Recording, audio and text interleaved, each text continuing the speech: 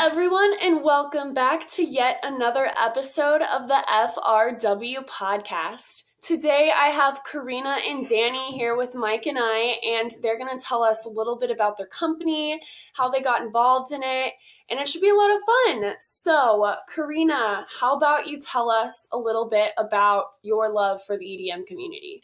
Okay, so my love for the EDM community, by the way, hello.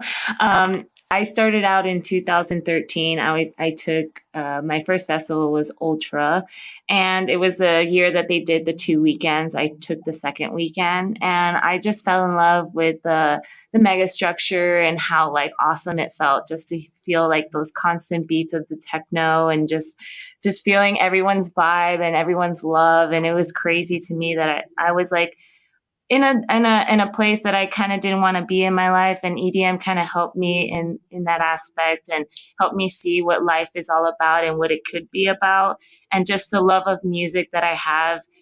It helped me like bring out who I am as a person. And yeah, I love the EDM music and their scene and the people and all the people I've met in it. They're all now my best friends, and I couldn't ask for anything more than that. That's so awesome. Yes, the EDM community definitely has the capability to do those sorts of things. So, same question for you, Danny. How did you get involved in the EDM community? Hey Ricky and hey Mike. So my love for the ADM community goes just almost as far as back as Karina's. It also did start with Ultra back in Miami. The thing that I love about it the most is that you can be who you want to be, essentially being like anybody or anyone. And I think that's like the best thing about it. It's like you could come out, can sometimes dress like how you would like in public, but in this type of community, you could be who you really want to be, and that's I think what makes it like different from the rest of the community. They're always welcoming with open hands, just the player vibes. It's awesome. EDM Orlando was a life changer as well. The first time that I ever experienced it, just seeing the type of structures and everything like that, it was something, you know. Out of this world, if I may say so myself. Yeah, definitely. EDC is one of my favorites and for sure a really amazing event to attend. So, you guys, how did you sort of get involved in the cannabis industry to begin with, and what does that really mean to you? Okay, so we got involved at first with going to different, they call them sessions here in California. And it's just basically kind of like a farmer's market. Showing off their products that they've cultivated in the last, harvest and everything like that. There's also different types of, products out there. Right, like edibles or pens or flour, different types like that. We got involved because I have a passion for pastry cooking. I went to school for 2 years in Miami, in Miami-Dade College, actually. They have a program called Miami Culinary Institute, and I did that for 2 years, and I just took that love of cooking and creating, and I wanted to do that with edibles because I wanted to help people feel better about themselves or feel better because they're sick. I have personally like involved with people who have cancer, and I wanted to help them so much, like feel better, eat stuff, like sleep, feel not in pain. And that's what drives me to keep this company going because I just want people to feel better. That's really inspiring. I love hearing that because actually my dad has prostate cancer. He takes CBD oils, and sometimes he'll have an edible every now and again when he's having a little bit of pain that he's experiencing. So I really appreciate the work that you're doing with that. What is your favorite pastry to make, if you don't mind my asking? So my company, we expertise in donuts. So that's my favorite thing to make right now. We're actually very unique in the sense that when we go to our sessions and we're seshing, we are actually frying the donut right then and there in front of your face. And so, yeah, that's something a lot of people haven't seen with an edible or actually at all. So it's really nice to have people's surprise faces just like, oh, I never seen that before. They see our name, Kristal Kreams, and they're like, oh, okay, I see what you're talking about, you know? Wow, that actually sounds so delicious. So tell us a little bit more about your guys' company. Like, when did it start? Where can you buy these sorts of products? How did this come to be? Okay, Ricky. So, honestly, it just came to be of we were presented the opportunity to, branch out in the sense of where we first started.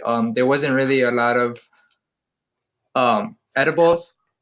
So we decided that, it's best for us to see how it would go. So we decided to just start doing the edibles. As far as the donuts, it was just something that we never seen. I mean, there's a lot of donuts shops down here, but just medicated donuts is something that I don't think the public has ever seen. So we decided to go with that, and the Crystal Creams was just something that just a cherry on top. Okay, okay, I see you. So, where can people get your products? Do you guys have a warehouse where you ship, or do you have a storefront, or do you do house calls? Like, how are people able to get your products? Yeah, so we deal with only people in California because we're here in SoCal locally, and we have our Instagram. You can find us at Crystal Creams. You can DM us if you're looking for any orders, or you can pick up. We also do different sessions every weekend, depending Friday, Saturday, or Sunday, and we're always keeping our followers in line with like where we're going to be so they can either come and find us or like I said just DM us any questions they might have, any concerns, anything like that. Just go on Instagram for that. For the time being. But that doesn't mean that in the coming years, it's we're gonna have our own delivery service. But as far as we are local to the Orange area, but I mean, as far as deliveries, we've gone all the way up to the Van Nuys area, Venice area. So distance is not an issue when it comes to like helping our patients out. Okay, awesome. So you guys mentioned you want to go in the direction of a delivery service. Do you maybe see your company opening a shop at any time soon where people can, come in, see all the different products that you guys offer, maybe sample some things, have sales and all of that? Yeah, actually, that is like the end goal for my dream. I guess this is what I call it, is my dream. So my end goal would be to have a pastry shop, like just one that you can go to the corner and you come in and you can whatever you can think of, where it be pastries, sandwiches, sweets, salads, coffee, drinks, teas, anything of that sort. Like you just come into the bakery and you order what you like, and it can be either CBD, THC, or both infused. We can do with oils, we can do with tinctures, anything you like. And then also as well as knowing what's going in it, because there's different types of like cannabis, where it be indica, sativa, or a hybrid. So I want to get more into like having or the patients choose like, oh, I want an indica like type of drink, or I want a sativa type of drink, and we can make that happen for them. Or whether it be they're consuming a type of food product, anything like that. That's my end goal, is to have a bakery almost. It's just like a place in Amsterdam. Wow, that's really awesome. Um, where would you guys want this to be? And would you want in the future to maybe expand even more, open franchises in different places where cannabis is legal? So, Ricky, this year, I'm not sure if the viewers are familiar with this, but there has been new changes in the legalization of cannabis. They're trying to expand in the edible industry. They're going to have, at least the Los Angeles area, they will be opening the regulations to the edible and cafe industry. So you're going to be able to have a licensed facility that basically what our end goal will be. They will have that open in the Los Angeles area. So we plan to start focusing that area first and then expanding probably northward to the San Francisco area, hopefully in the near future, just if everything plays out correctly. Awesome. That sounds really great. So, I noticed you guys said you have donuts and other pastries. Um, being vegan is a big thing recently. I've noticed it's starting to, really catch fire. Do you guys have vegan options as well as far as your pastries go? Yes, at the moment we do. So I'm making different things like with almond meal or almond milk or flaxseed or anything that I can substitute vegan wise for those people. Or even if it's just like your choice to want to be like that, or whether it be for your medical reasons, I can do all of that for you. Like I said, just DM us. We can customize an order and just like be open with us and let us know what it is that you want. Because at the end of the day, I want to, be able to meet your needs and be able to satisfy them. Okay, awesome. That's great. You got vegan options. You hear that, guys? So, Danny, I'm going to ask, what is your favorite sweet treat that your lady makes? All right, so the donuts are really, really good, but when she goes on to like mad scientist mode and just like puts on the goggles, and I'm like, all right, so I'm gonna start making some gummies and some cake pops and this and that. I'm just like, all right, now you're blowing my mind in like ways that I never knew you could blow my mind. So with that being said, it's so hard. The last treat that I really did enjoy was and I guess it'll be out of the bag, will be the cookie dough cupcakes that she made. Oh my god.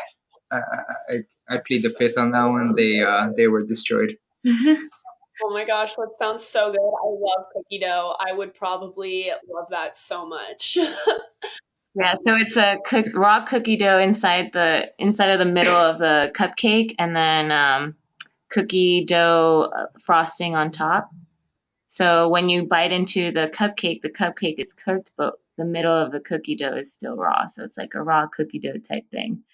Oh my gosh, that sounds so good. Honestly, I shouldn't have come into this interview hungry. Yeah.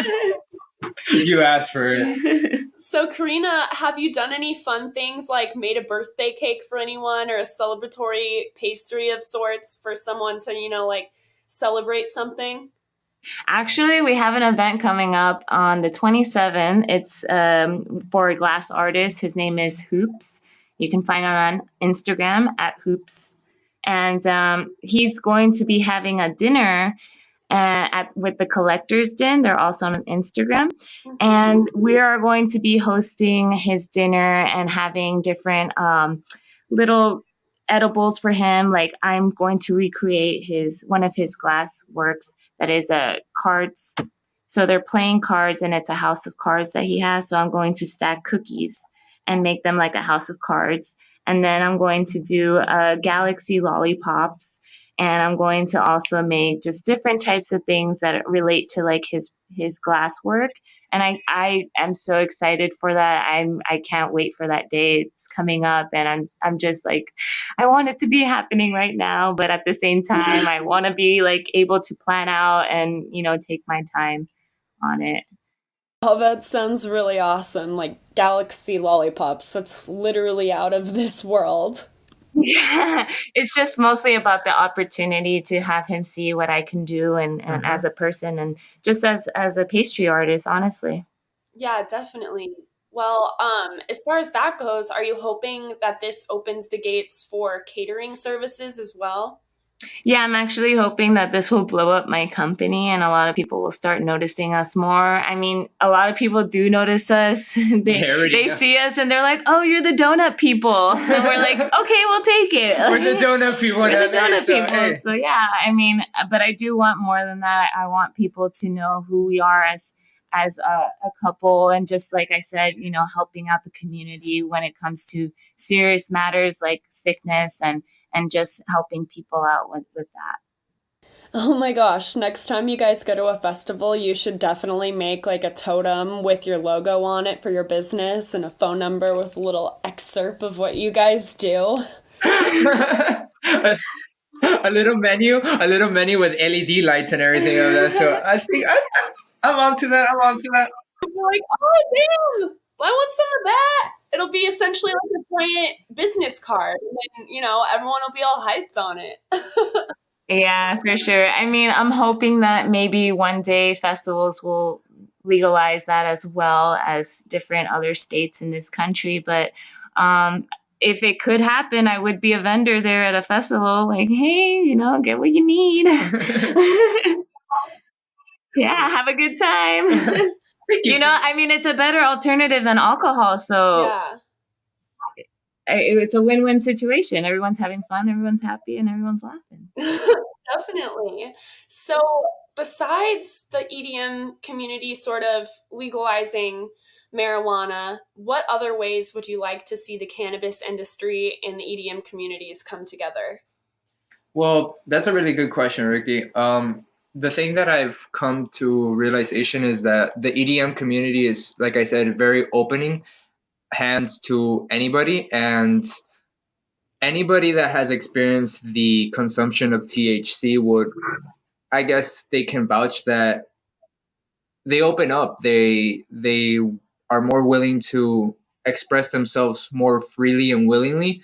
So if you put two in the same room, they'll go hand in hand rather than not hand in hand. So with that being said, it's opportunities that are yet undiscovered, but once we are able to discover them, God knows what the possibilities and the outcome of that will be. And if it is what it is, I see nothing but positivity coming from it. Yeah, I also feel that if they join together, EDM and the cannabis community, it'd be a way bigger family. There'd be so much more love. And honestly, cannabis would be a way better alternative than any other drug out there, as much as we all strive to not do those things.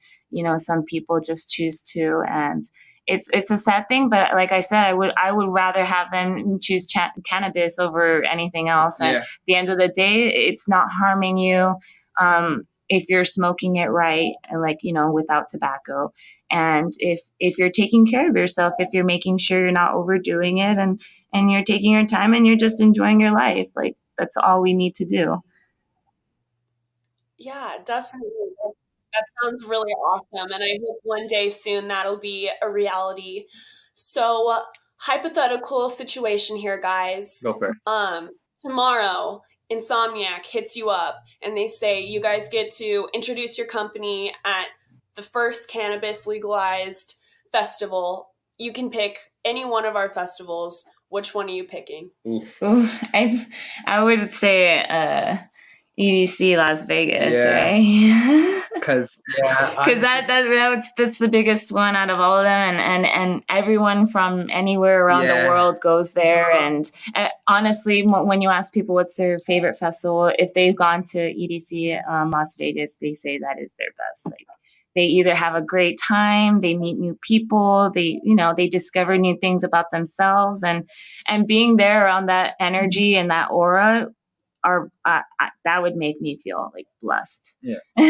Yeah, definitely. I would totally agree with that answer. That would be the place to break out, because then, once you've made it to EDC Las Vegas, then the smaller ones seem less of a challenge. But that doesn't say that, we're not willing to go ahead into any festival, whether it may be big or small, because at the end of the day, we're all equal individuals. Right. Yeah, definitely. So, guys, thank you so much for talking with me today. Is there any lasting comments that you would like to say about your company or the cannabis industry or the EDM community? Well, I just would like to say that I am very blessed and honored and thankful for you guys for letting us have this opportunity, and for, everything that's happened in our lives to get us to where we are now. I want people to know that even though they may feel stuck at whatever age they are at, whether it be 15, 25, 60, doesn't matter. If you're not happy, like, change something about yourself. Find things that are going to make you happy. Hang out with people who only, put out positive vibes out there, and do things that you want to wake up for. If you don't want to go to your job, find something better. If you want to go to a festival and no one else wants to go for it. Just make sure you're safe, and everybody should just express love all the time. In a world that we're living in now, we need to just show love, and if we do, I feel like we'll have a much better future, and I feel like us as millennials and even younger, even older, we're going to do this. We're going to beat it, and we're just going to be able to love for the rest of our lives. Oh, that's beautiful. Anything from you, Danny? Well, first and foremost, thank you, Ricky and Mike, for the opportunity presented to us.